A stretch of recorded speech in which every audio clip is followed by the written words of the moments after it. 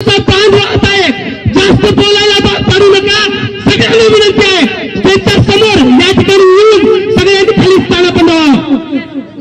संतोष देशमुख यांची मुलगी वैभवी देशमुख या मोर्चामध्ये सहभागी झालेली आहे। मारेकऱ्याला अटक करण्याची मागणी त्यांच्याकडनं करण्यात आली आहे। कुटुंबासाठी हा एक मोठा धक्का होता। तर संतोष देशमुख यांची ही लहान मुलगी या मोर्चामध्ये सहभागी झाली। आम्हाला न्याय द्या अशी मागणी त्यांनी केली। वैभवी देशमुख या आक्रोश मोर्चाच्या दरम्यान भाऊक झाले। देशमुख कुटुंबाला न्याय द्या असं म्हणत सकल मराठा समाजाकडून हा आक्रोश मोर्चा काढण्यात आलाय। लातूरच्या रेणापूर या ठिकाणी हा आक्रोश मोर्चा काढण्यात आलेला आहे।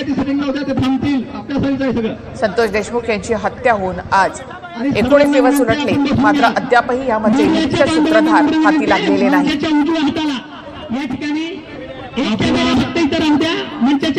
कुटुंबियांसाठी हा एक मोठा धक्का होता।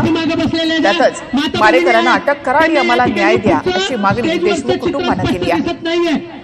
देशमुख कुटुंबामधली संतोष देशमुख यांची ही लहान मुलगी या मोर्चामध्ये सहभागी झाली। लोक आमच्या सोबत आहेत आणि ते आम्हाला न्याय देतील असं त्यांनी म्हटलंय।